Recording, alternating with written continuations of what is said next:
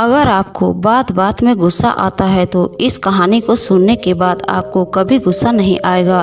तो चलिए ये कहानी को सुनते हैं।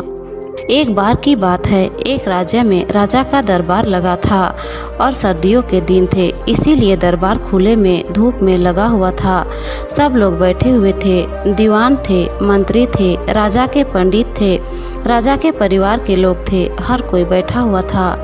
राजा साहब के सामने एक मेज रखवा दी गई थी। तभी अचानक से भीड़ में एक आदमी बाहर आता है और कहता है कि मुझे राजा साहब से मिलना है। मेरे पास में 2 चीज़ें हैं जिनकी मैं परीक्षा लेना चाहता हूँ।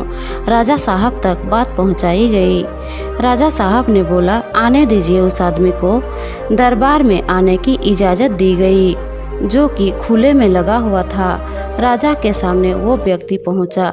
इजाज़त लेकर के राजा साहब ने कहा, बताओ बात क्या है।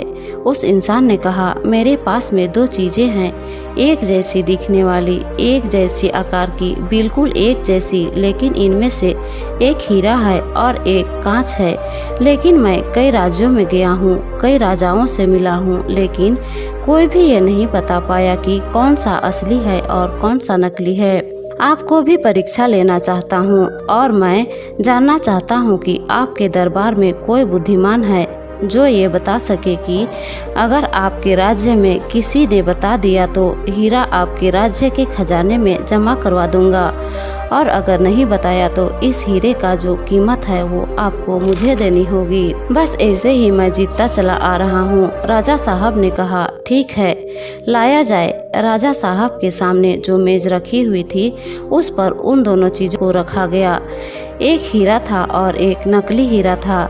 राजा साहब ने कहा, मंत्रियों से, सब लोगों से कहा, एक एक करके आइए और बताइए। कुछ लोगों ने हिम्मत की और कुछ लोगों ने सोचा कि अगर राजा साहब हार गए तो उल्टा दोष हम पर आ जाएगा, तो लोग आगे नहीं आए। राजा साहब को भी समझ में नहीं आ रहा था कि यहाँ तो हार उनकी होती जा रही है। तभी भीड़ में से एक अंधे बाबा बाहर निकल के आए और उन्होंने कहा कि मुझे राजा साहब से मिलने दिया जाए, मैं एक बार कोशिश करना चाहता हूँ। राजा साहब तक बात पहुँचाई गई कि एक अंधे बाबा हैं, वो आना चाहते हैं, वो भी एक बार कोशिश करना चाहते हैं। राजा साहब ने कहा, ठीक है, जब कोई मान नहीं रहा, कुछ नहीं रहा, तो इनको भी एक बार मौका दिया जाए। वो अंधे बाबा आगे आए और 1 मिनट में उन्होंने बता दिया कि असली हीरा कौन सा है और नकली हीरा कौन सा है। हर कोई चौंक गया, हर कोई खुश हो गया, सब बोलने लगे, क्या बात है, राजा का सम्मान बच गया, राजा राज्य में नया हीरा आ गया। हीरे की तिजोरी में जमा करने की तैयारियां होने लगी।